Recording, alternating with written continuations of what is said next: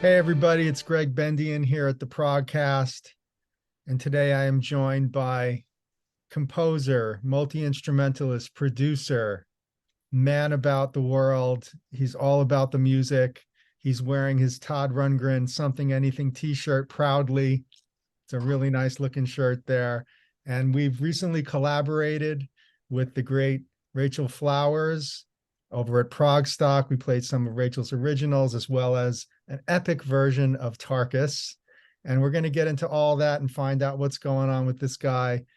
Here's my friend, Fernando Perdomo. Welcome, Fernando. Hey, good morning, Greg. Thanks so much for having me on this, and I'm really excited to talk Prog. So this is going to be fun. We will talk Prog. We'll talk anything you want to talk about. Tell me what's going on. How you been? Well, it's been really wonderful. I gotta say, you were a big part of one of the craziest months of my life. I would say end of September, October. I had the most interesting, varied career as a musician, and the variety was stunning. So I play guitar for Marshall Crenshaw. Marshall Crenshaw is a roots and power pop artist, very well known for portraying Buddy Holly in the movie La Bamba. He has a string of hits that he had mostly in the 80s, Someday, Some Way, uh, uh, just whatever you're on my mind, his version of Crying, Waiting, Hoping. But it's really like rootsy, 50s inspired Americana. And I met him through an artist I work with named Ken Sharp, and the power pop world has always been something that I've been in, and I always used to joke, I'm like, my favorite songs are either 2.5 minutes or 20 minutes, you know. Yeah. Todd's a good example of somebody that I think would be a good template. Is like, you know, the same guy that wrote "I Saw the Light" wrote "The Icon." You know, the same guy that wrote "Couldn't I Just Tell You" wrote "Singing in the Glass Guitar." So it's really interesting to have this vocabulary where one minute I'm playing with artists like Jacob Dylan, Marshall Crenshaw, this band I'm in called 9 Mile Station, which is a country Americana group, and next minute I'm playing Tarkus, you know, and it's kind of a good example of the yin yang thing, which I love about people, is that all of my favorite artists have yin yang, and it's something that is really cool. And you're a great example because you've played with Todd, you know, you've played with Mahavishnu Project, and it's like to have that span of vocabulary and be able to, you know, understand economy and bombast, you know, and That's right. and really it's like with Marshall, it's like I had a lot of friends come out to his shows, and I have a lot of friends that, especially with touring, that are in the prog world. So one of my friends showed up to a Marshall Crenshaw show in a Relayer shirt, and I found that very amusing. And you know, my friend Toby went backstage, and her first question to Marshall was like, "So do you like Prog?" And he says, "I saw Yes on their first American tour because I went to go see Humble Pie, and I had no idea what hit me." And she's like, "Did you like it?" He's like, "It was just overwhelming." And I said, "Marshall, maybe it showed you what not to do." Yeah, maybe. But no, he loves everything. He's got a very kind of like all over the place thing. But so I did this week long 7-date tour with Marshall. I went home for one day, and then I got on a plane to Seattle to go play Alan White's memorial. And I'm sure people would love to hear a little bit about that. that That was a Alan crazy. White. So I work for a label called QEDG. Actually, no, it's a management company called QEDG that has a label called Spirit of Unicorn. And I put out records to them, my Out to Sea records, the Ram album, the Ram On record I did, the just a bunch of different things, my Zebra Crossing record. And I heard about Alan's memorial, and I wrote Martin Darville, and I said, "Is anybody doing anything off of Ramshackled? Because I love that record." And he says, "No." And I'm like, "We should do Song of Innocence, and it'll be really, really fun if we did that one. And he's like, hey, we'll get John Davison to sing with you. And then John wrote me and says, hey, since you're bringing an acoustic guitar, can we also do this song called To Ascend, which that he wrote with Alan. And that ended up kind of snowballing into me playing on To Ascend. When I got to Seattle, he thought of the idea of having me play on Wondrous Stories with Greg, with Jeff Downs. And then Yes joined in on the end of To Ascend. I was on stage, and they were going to run. This is the day of the show, and they were going to run Roundabout. And Carl Haug, who played with Alan White's band White, took a little while to get on stage, and all of a sudden Billy Sherwood said, "Hey, Fern, stay on stage." And you know it? I'm like, yeah. So we ran Roundabout, and ended up playing on Roundabout, which, in the bingo card of life, I never thought I'd ever land on that one. And it was thrilling. It was amazing. We had a lot of fun playing it. And then, I also played on a few other things, but I love Steve, and I hated that he wasn't there. I totally understand why. And people were asking me, so are you? And yes, I'm like, no, I was the dude for a day. Dude for a day is good. Dude for a day. And you know what? In many ways, it's actually like, Steve is irreplaceable, and it was more of a fill-in situation, and I enjoyed doing the music justice, and it was a lot of fun. I get along great with all the guys, Jeff, John Davison, Jay Shellen, Billy Sherwood. We've worked together on different projects, and they're absolutely wonderful people. And I've met Steve, and Steve and I have gotten along. So, Yes is a band that I've been in love with since I was like 8 years old, and Roundabout was pretty much my first taste listening to classic rock radio.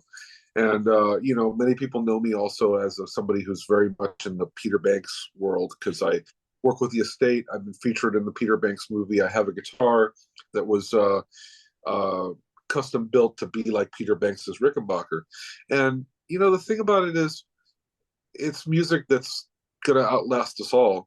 And there's a lot of flack that's given to Steve for it being a cover band or whatever. No, man, dude. I'm a huge Blood, Sweat, and Tears fan. There's no original members left in Blood, Sweat, and Tears. And if you go to their website, Bobby Columby, who owns the name, says, well, people ask me all the time, how come there's no original members in Blood, Sweat, and Tears? And I say, there's no original members left in the London Philharmonic. There's no original members left in the New York Yankees, yet people still see them all the time.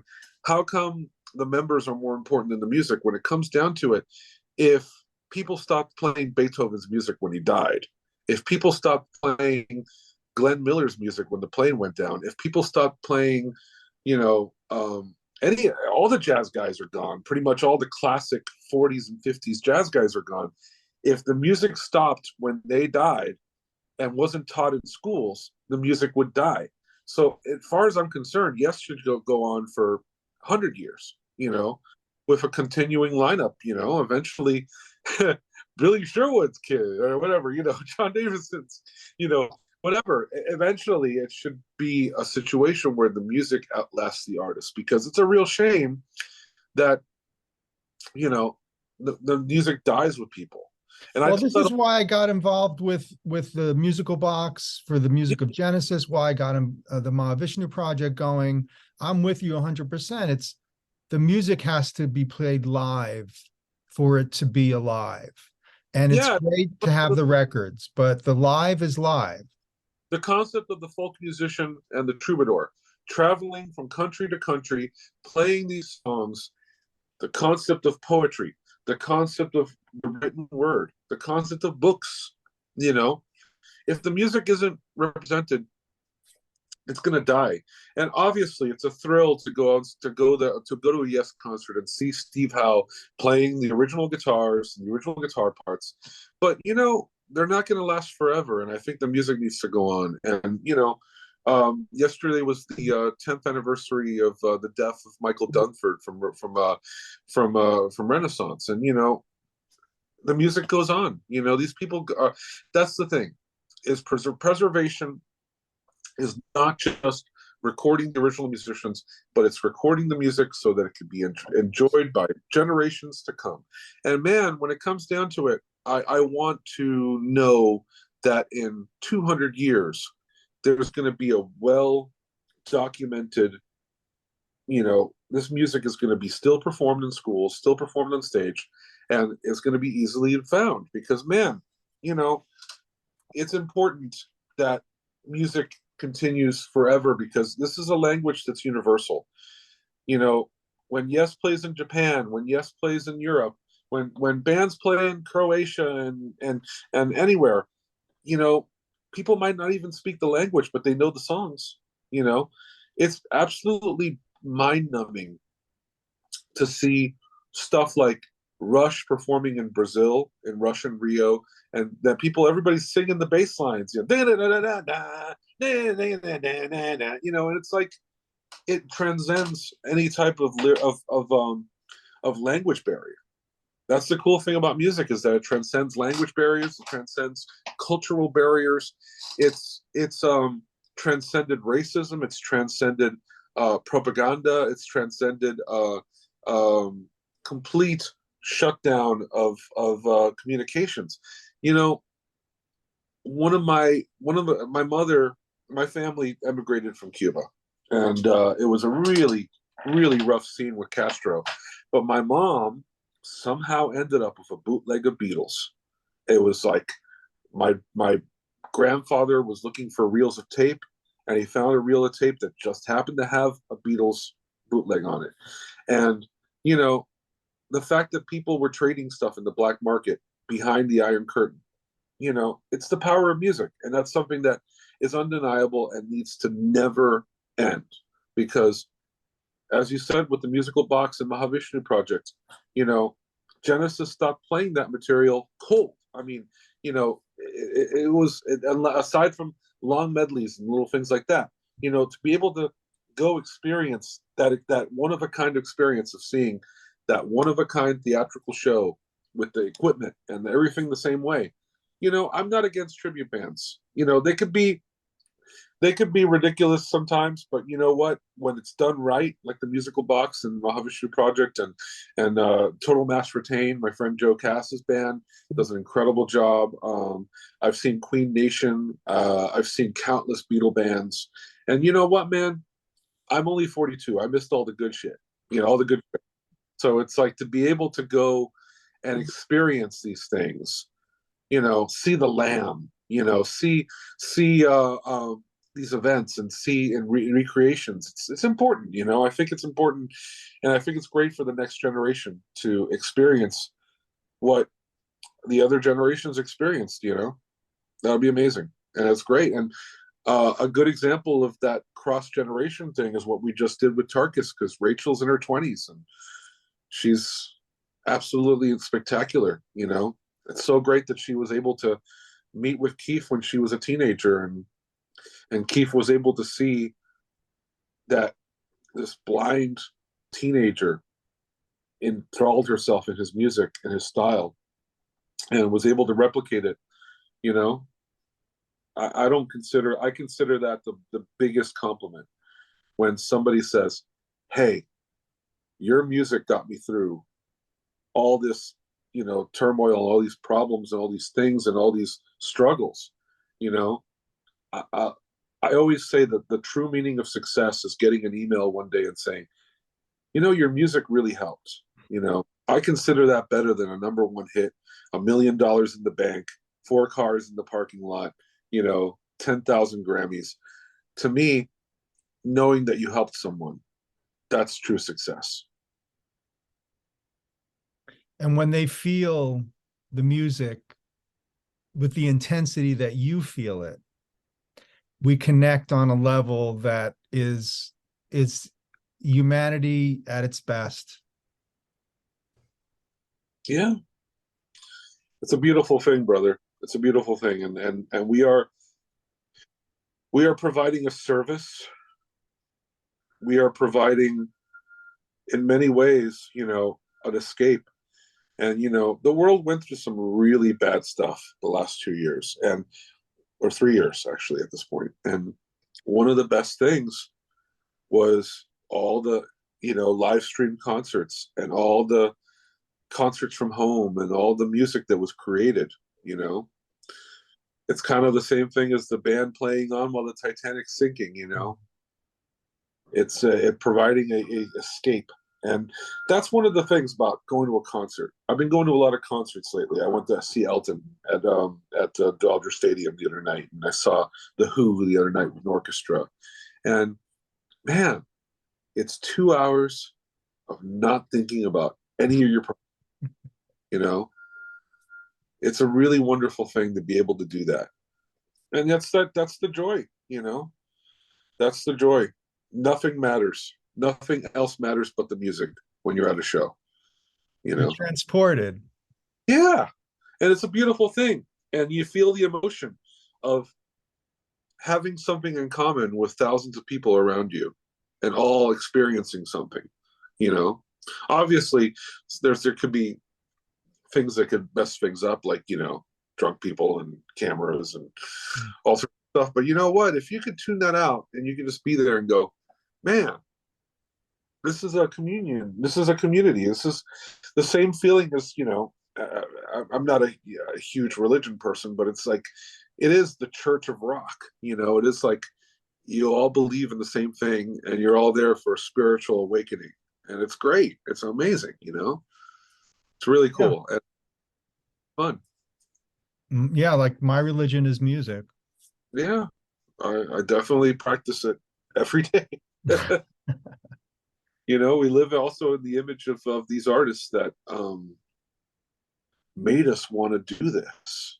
You know, I look back on hearing some of this music for the first time and going, wow, this took me on a journey, you know.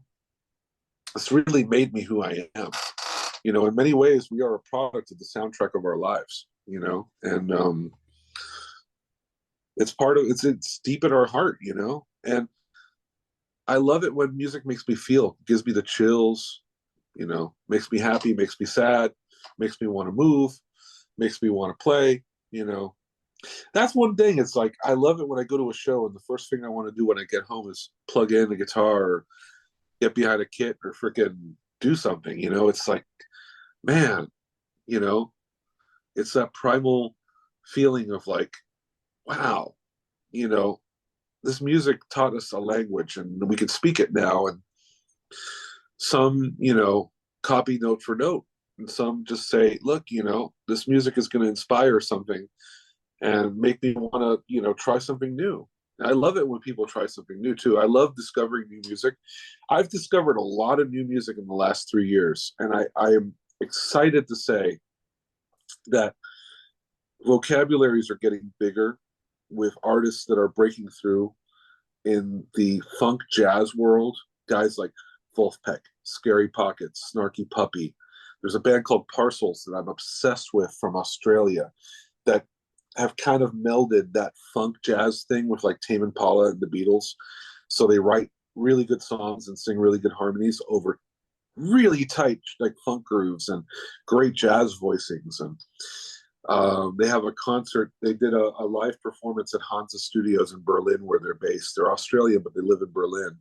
And it's such an amazing lesson in being able to bring in that jazz vocabulary, prog synthesizers, and a lot of interesting left turns while still writing good pop tunes. So that's a band you should definitely check out called Parcels, Parcels.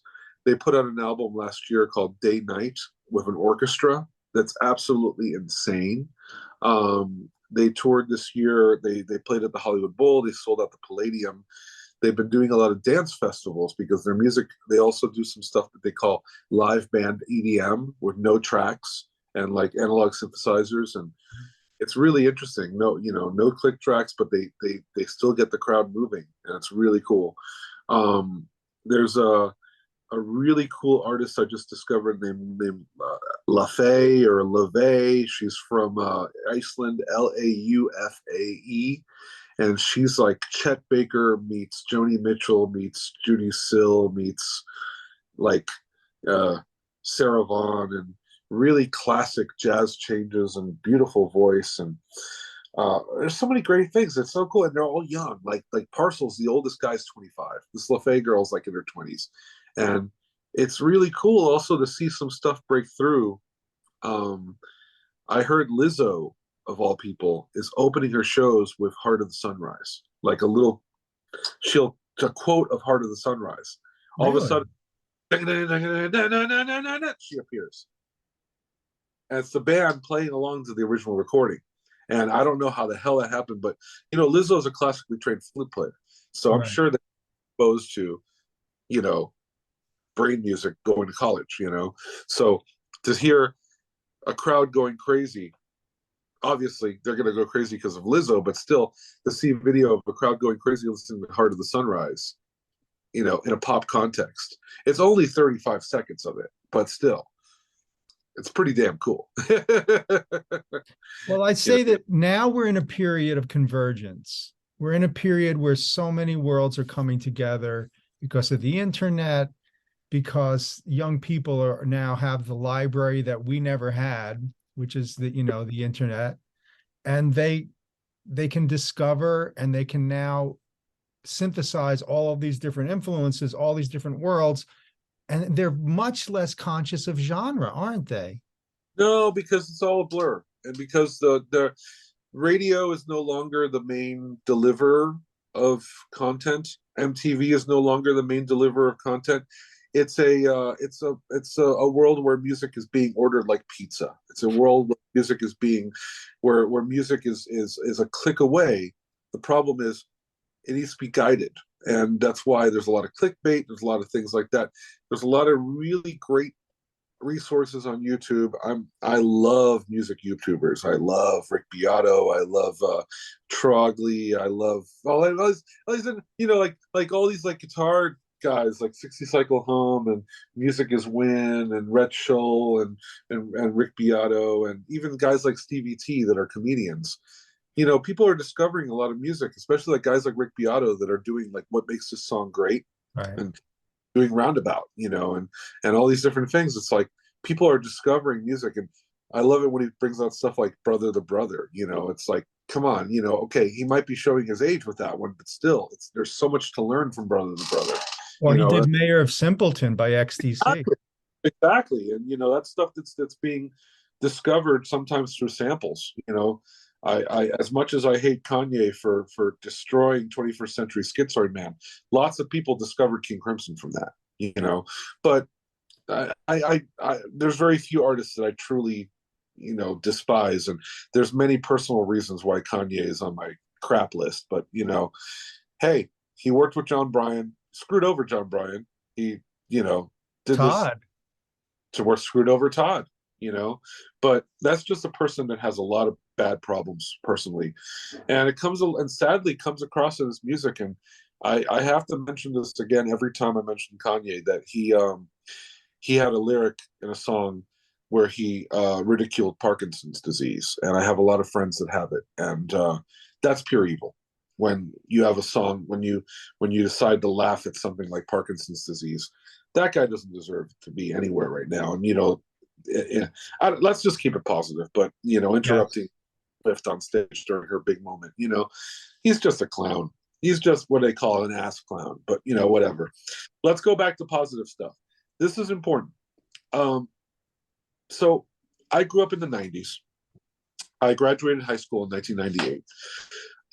The music du jour at the time in Miami Beach High School was the grunge rockers, there was the metalheads that were listening to nothing but Metallica, Megadeth, Joe Satriani, Steve Vai, and there was a lot of hip hop people. And I was already a big classic rock guy, wearing Beatles shirts, and I was obsessed with The Who, and I was obsessed with Blood, Sweat, and Tears and Chicago, and I was already into a lot of prog. And I met a guy named Roger Hudai, who is a really, really amazing musician. He played in my Opus band for Cruise to the Edge. He played with Dave Kersner, great bass player. But he was a young record collector, and he used to order CDs online, and he got me into all sorts of cool prog, like Family and Amol Duel 2 and Krautrock and Can and Soft Machine. But he had to order these CDs, and I had to find vinyl. And I was always going to flea markets and finding vinyl. That's how I discovered Curved Air, and that's how I discovered, Gentle Giant and all this Todd, And the thing that's different about then is that we had to spend money to find the stuff. These days, any kid with YouTube can be like, oh, I'm old Dual Tool. I'll look it up and instantly hear the discography. But there's also the lost art of listening to a record all the way through. Yeah. And one of the best things that I've discovered music through lately is subscribing to YouTube pages that post full albums. And it's rare stuff. And, recently discovered this band called Wind Chase that was also known as, they had a Francis Hardy or something like that. And they're a really cool Australian prog band. And, I discover all sorts of jazz fusion records, and it's cool because you listen to them all the way through. You just put them on in the background while you're doing stuff, cleaning the studio, or stringing a guitar. And it's great to experience records because the art of the record being a full statement is gone. Because you see these Pop-Tarts, you listen to an Ariana Grande record, and because the songs aren't really written by the artist and they're all songwriters trying to chase that hit, it's just 12 singles, 12 bops, 12 bangers. You got the club tune, you got the sexy tune, but it's all 3 minutes, 40 seconds, A, B, C, sometimes the same chord progression all the way through. But the lost art of the radio tune, the epic opener, the epic closer, the ballad to end side 1, the closer to end side 2, the random instrumental track. Hey, let's give the drummer a song, whatever. It's like, I love the variety of records. I love the fact that classic albums have tunes that are, hits. Like look at Styx album, for example. You'll have Angry Young Man in the same record. You'll have, a completely wild prog thing. It's interesting to see stuff like that, like Kansas records, where it's like Carry On Wayward Son. And then there's also, the Spider, the Pinnacle, so, people know Yes by Owner of a Lonely Heart, but they don't know that same album had stuff like Changes, and Roundabout. And the same album had South Side of the Sky. It's like, that's the thing. The variety of albums is missing these days, and people aren't taking chances. But Parcels, for example, they were on James Corden with their with a very dancey single. The same album has, instrumentals, has ballads, like really cool, moody, ballads and stuff in interesting times, and experimental stuff. And people just aren't experimenting in the top 40 anymore. God, it'd be nice to hear a rap song in 6/8.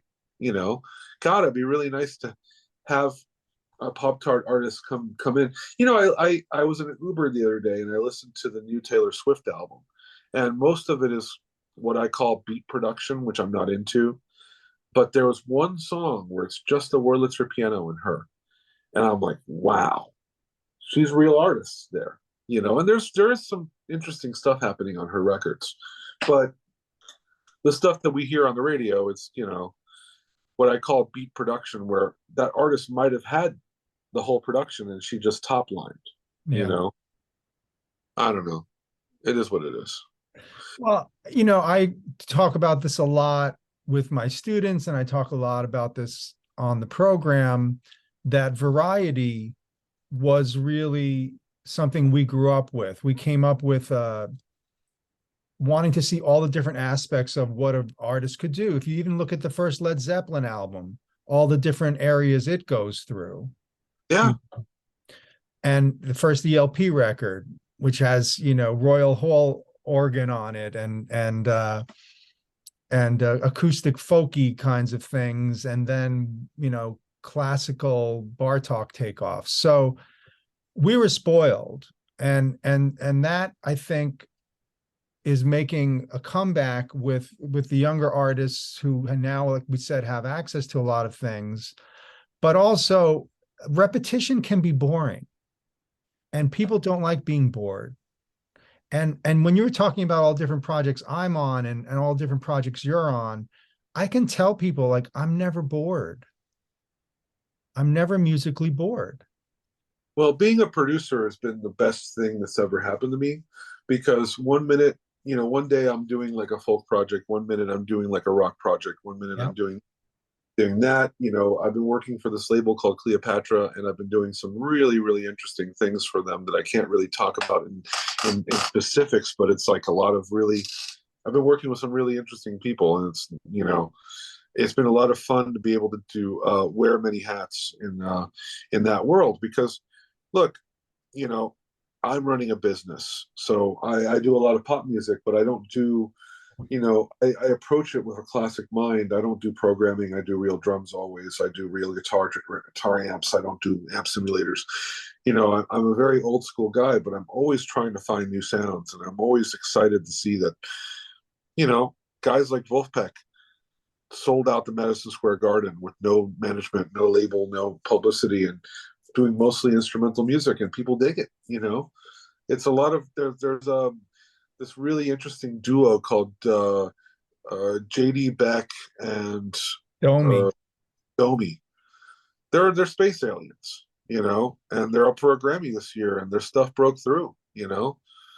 It's really interesting, because that's space alien jazz school, like, I don't, whatever they're on, because it's amazing how easy they make it look, Yeah. but they're, again, the next generation.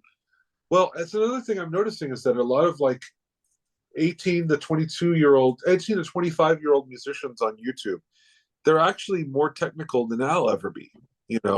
There's bands that are coming out like Polyphia and all this other, like some of the metal stuff that's like really popular these days, like Dragon Force and stuff like that. It's like, man, there's shredders. Metal is proggy, yeah. Yeah, it's proggy. It's proggy in the shred world. I have to do my little diatribe of the prog I like is the prog that's metal free, sadly, because I mean, there's nothing. I have nothing against metal prog, but something happened with the whole, like, I think from Rush on, where it's like prog, just equipment wise, you see these prog people that are the long haired black t-shirt, 7-string Ibanez, Mesa Boogie. Where are the flutes, man? Where's your acoustic guitars? Opeth is a cool band because they are metal prog, but they do understand classic prog in the fact that there's yin and yang. I had a very interesting time discovering Opeth, because I used to produce. I'm still very good friends with Linda Perhax. I produced 2 records for her, and Linda is one of Michael Ackerfeld's biggest influences. And she's a folk artist who put out an album in 1970, disappeared for 40 years, and I found her. I produced 2 records for her, and funny enough, she would get invited to Opeth shows. And in this 75-year-old, and with the 75-year-old dentist, dental hygienist, enjoying an Opeth show. And I remember her one day saying, "Fernando, can you take this Opeth CD and cut out all the heavy parts? I just want to study, but I don't want to have to like go through the heavy parts. Can you just cut out all the soft parts?" And it's beautiful, beautiful, harmonized, Genesis style acoustics, beautiful keyboards, beautiful folk and Canterbury type things. But again, contrasted with that heavy, PRS through a Marshall or a Mesa Boogie chug, and I love, look, I have nothing. I've worked with Jordan Rudess. I've worked with um, uh, different guys that have worked with, freaking Dream Theater, and it's beautiful what they do. But I'm not into the whole, like, this next riff will go on for 85 measures and everybody's playing exactly the same thing. I'm more of a old school prog guy, that's more into the like the Steve Hackett school of, melody first. But, like there's nothing against it. I do the Cruise to the Edge every year, and it's fun to see the variety and see the, Goblin on one side, and then on the other side, these like Haken type guys that are the big headless 7-string guitars and the super fast shredding. And it's cool. That's the beautiful thing about prog and about any genre, is that any genre outside of pop is that there's variety. And that goes into history. Like I'm performing on Friday in a all-star tribute to the Last Waltz. And it's beautiful that Joni Mitchell was there playing Coyote at the same time as like Paul Butterfield playing blues, and all this rootsy stuff going on, Dr. John, and it's great that there are space aliens, and and the band is a great example of a band that, even though they were considered a rootsy kind of denim suit type of bearded band, they had a lot of jazz influences. They had a lot of funk jazz influences, and they could lay down some serious groove and be interesting, because Garth Hudson, he was an early adopter of the CS80, and all those spacey sounds and all those interesting things. Even going back to the first record, there's some sounds that are like RMI keyboard, RMI electric keyboard. It's like these weird things that are going on, like in Wheels on Fire. It's like, wow, they were transcending. And so I'm rambling at this point. So I'm in a band called 9 Mile Station, and it's a roots rock Americana thing. And I'm always having fun figuring out ways that I can infuse some prog stuff in there. There's a song that we have called Fall into the Sea. I play an Ebo solo. There's, strings that are run through Eventide harmonizers, and there's, a lot of bizarre choices like phaser on the guitar that I could be. I just did a track with them where I was like, man, this calls for, Moonflower era Carlos Santana, and I it doesn't have to be twangy Telecaster all the time. It doesn't have to be, that's when stuff starts sounding the same, is when you see every Americana band and they're all quoting the same, the same stuff. And it's like, that's what made all the music that we grew up on interesting, is bands that were throwing stuff into that, magician's vat and creating their own thing. Going back to the Beatles, if the Beatles would have stayed on that Little Richard tip, and not brought in stuff from, India. Yeah. It's a cool thing, man. It's a really cool thing. Fernando, you're involved in so many cool projects, and a couple of them that caught my eye that I wanted to ask you about. Echo in the Canyon. It's the singer-songwriter scene from Laurel Canyon, and how much that has meant to us over the years. And this film captures so much of that. You got to work with Fiona Apple, Regina Spektor, two of my favorite vocalists, artists. Yeah. So tell me a little bit about Echo in the Canyon. Well,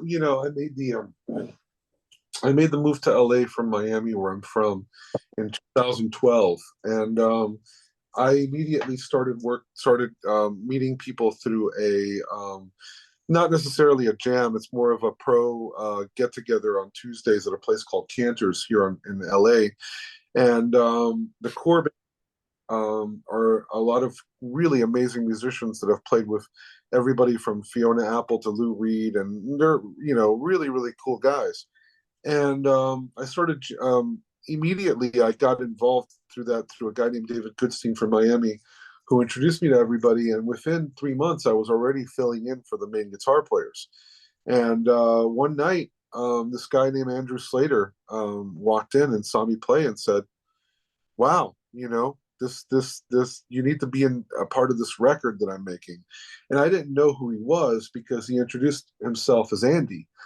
And I'm a huge Fiona Apple fan, and the first Fiona Apple record was produced by Andrew Slater.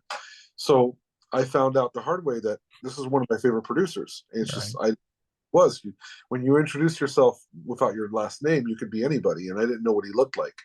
Well, he brought me into the studio at Dave Way's house, and I hear Jakob Dylan's voice, and I'm like, wow, that's Jakob Dylan. He's like, yeah, so this is a project that I've been wanting to do a long time with Jakob, and it's songs from the Laurel Canyon scene. And it is a really, really cool, really cool thing that basically was like, these are all going to be duets. He's singing all the vocals for now. And the thing that he was impressed with is that I already knew all the songs, because this is stuff Buffalo Springfield, the Byrds, Mamas and the Papas, the Beach Boys. I didn't need any charts, and I already knew it. And the day one, I did a solo that ended up on the record, that I did my Neil Young impression, and he dug it. Well, the album ended up turning into a movie because we did a concert to promote the album that ended up being filmed, and they turned into a movie, and it was a 4-year process after making the album for a year. So the whole thing was a 5-year process. But in one shot, I mean, it was a dream. In one shot, I got to play with Beck, Fiona Apple, Regina Spektor, Cat Power, Josh Homme of Queens of the Stone Age, Norah Jones. On the record, Neil Young, Eric Clapton, Stephen Stills. On the movie, Brian Wilson. At the premiere, Roger McGuinn. At another premiere, Jackson Browne. And it was amazing, because I never in my right mind would ever think that I'd be on a track with Eric Clapton, but it all came from an unpaid jam at a tiny little stage. And all I got to say is, play every show like it's your last. Play every show like you're playing a stadium, So it was really, really, really cool. And I was super blown away by the experience, and it's led to a lot of amazing things. And the movie is awesome. I told the director, I'm like, this would have been my favorite thing in the world when I was 12 years old. It's Yeah. really, really cool. So yeah, it was a lot of fun, and it was a real blast. And man, I'm just so happy it exists. It was a really incredible experience. Yeah, Fiona Apple is such a special artist. I had the opportunity to play with her a couple times when Largo was right by Cantor's. And John Bryan, I came into the John Bryan fold through Nels Cline, and we were playing Neil Young. I remember playing Cortez the Killer with John on piano and Nels and Fiona. And some of those Monday nights were just amazing. And of course, Regina is from right here where I'm sitting, right in Fairlawn, New Jersey. So she went to Fairlawn High School, and obviously by way of Russia, big Russian community here in Fairlawn. So it's a fascinating scene, definitely, because the Laurel Canyon also includes Zappa. Yeah, and Zappa's in the movie. There's a great story about Zappa and Stephen Stills, and they shared a couple of musicians, and it's really, really cool that same scene that had people as, straight as like, earthy as the Crosby, Stills and Nash guys, and also had, complete crazies, really, really interesting people. And that's the whole thing about the LA being kind of a melting pot, it was pretty cool. Yeah, that is one of my favorite things about LA, is how open it is musically. It is. It's constant, really, really cool. And you also worked on this recent Frost film, didn't you? Yeah, and that was through Cleopatra, and that was a dream. Basically, I got the Cleopatra came from Carmine Appice. Carmine Appice. We have a record we made called Energy Overload. We have a second one that's almost done. He introduced me to Cleopatra, and we made we made a really great record. And then all of a sudden, I got a call from the president and said, "You've got synthesizers. Can you do like a '70s horror movie soundtrack?" I'm like, "It's like Suspiria, like Goblin," and it's like, exactly. So I did a bunch of tracks, and they're like, "We like this so much that we want to sell a record, so we're going to get some guests on it." Next thing you know, Rick Wakeman, Jeff Downs, El Shankar, and Terry Reid all sent tracks. And I've actually worked on another project with Rick and Jeff, and it's really, really cool. So I'm really excited. We were on Cruise to the Edge together in May, and I was wondering, since I introduced the Italian bands, so I got to introduce Goblin, who were just like some of my favorite people. Did you get a chance to hear Goblin on the boat? Amazing. Hey, give me 1 second, Greg. Hey, Yeah. 1 second. 1 second. Action session. We were just talking about Echo in the Canyon. Matt's the drummer on Echo in the Canyon. So. Hi, Matt. Hey. Hey, come over here for a second. All right, no worries. But yeah, no, it's really cool. I'm working on a project, and Matt's just coming in to do some drums. Matt, this is Gregg Bendian from he plays with Todd Rundgren, Mahavishnu Project. Wow! And he was just asking me about Echo in the Canyon, and Matt's the drummer on the whole record. So really, really cool. And he's been playing with Ryan Adams and a bunch of different people. He's a really, really amazing player. And Gregg's an amazing drummer. You guys are. That's so cool, man. Nice to meet you, Gregg. Rock and roll. Pleasure, man. What a funny coincidence. Close the door, and I'm going to finish this, and okay, you can get your stuff up, and cool. So yeah, man.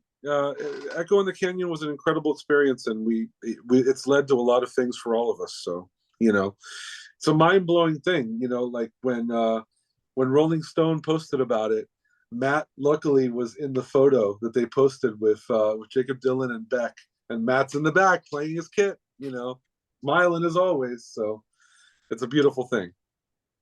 And you go all the way from that to doing a synth-based soundtrack for a horror flick, and it's all in your roundhouse. Fernando. Absolutely. Well, that's the thing, is that I love wearing all the different hats that I wear, and it's cool because I didn't just listen to rock. I was exposed to a lot of music growing up. My mom was a huge jazz freak. She loved Michel Legrand. She loved Charles Aznavour. She loved world music, and I listened to a lot of Cuban music, obviously. So it helped my rhythm and my playing and my bass playing and drumming and whatever. But I listen to all sorts of stuff. I mean, I'm always exploring. It's a good thing. So we're obviously both huge Todd Rundgren fans, and I ended up on one of Todd's albums, the Global album. I'm on the DVD of the live set, Unpredictable Todd Rundgren. You did an entire album of Todd covers, and I wanted to ask you about that project.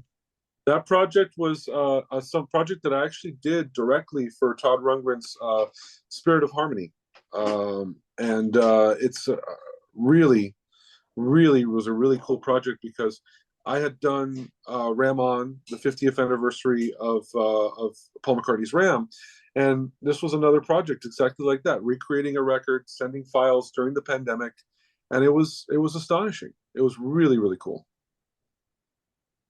What are your favorite Todd songs? Oh, well, number one is a song called "Hurting for You." Wow. Epic guitar solo. Epic everything. That song gives me feels. It gives me all the feels, and it's absolutely wonderful. So it was great. For You. You don't hear that a lot. That's a deep cut. It is. It's incredible. He never plays it. He never plays it. I think he's played it on piano once at some type of backyard barbecue thing, random thing, and it's a song that it's a very awkward place on the record because it's right next to the huge hit, but it's like it absolutely blows my mind from the first drum hit to the sound to the way that it builds, and it's and that's definitely in my top 10 favorite songs of all time. It's a mind blower, and that one just absolutely kills me. And people were surprised that I didn't do it on my Todd Rundgren TR guitar record. I didn't think I could do it justice.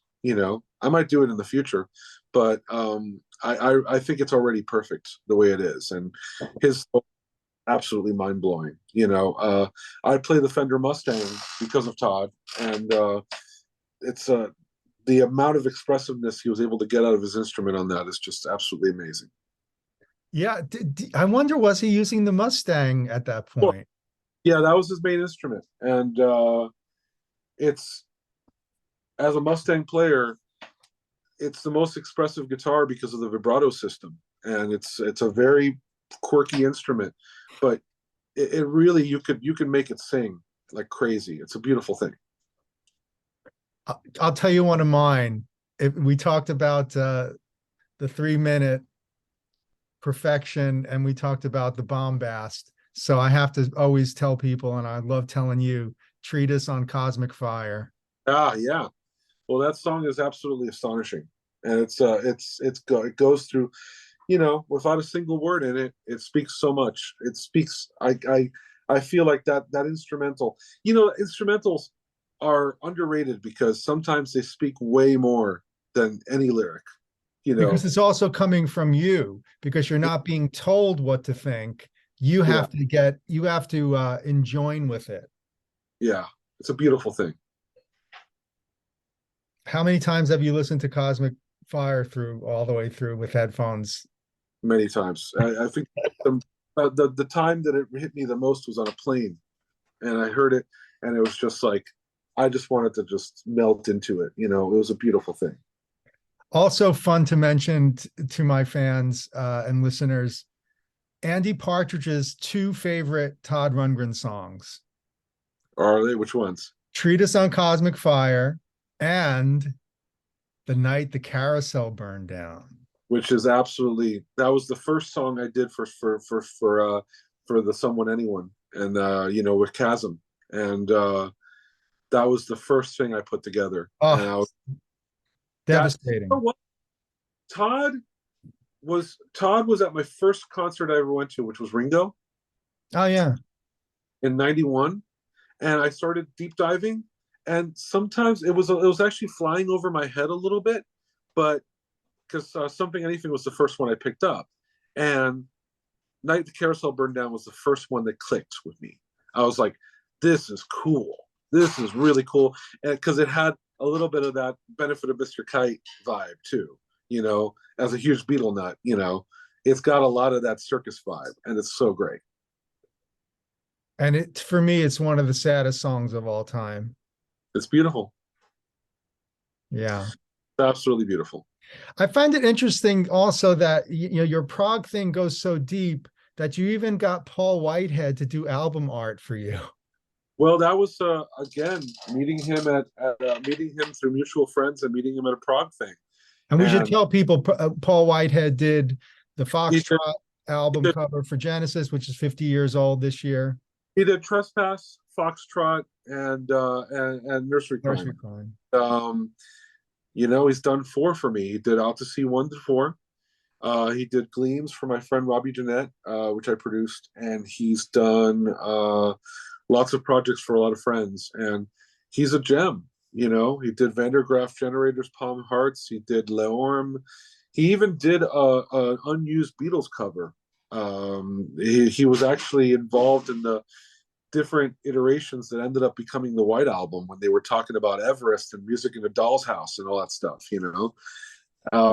So he's been at this for a long time, and he's still very thriving. And it's amazing to see him do art in front of bands at Progstock, which is really cool. Yeah, and of course he was present at many of the musical box shows that I was at.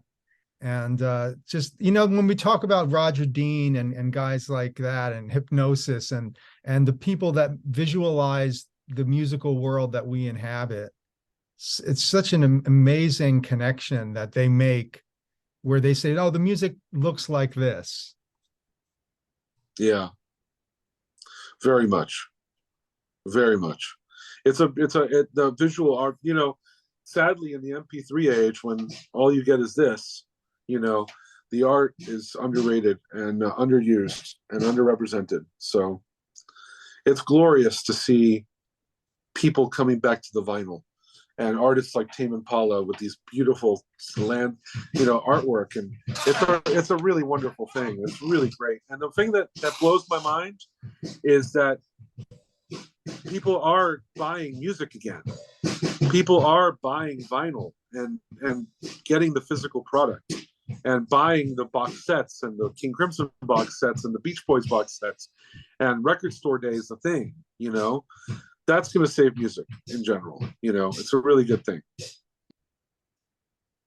I know you got a lot going on, Fernando, and before you split, I did want to reminisce a little bit with you about our experience at Progstock in in Rahway, New Jersey, in October.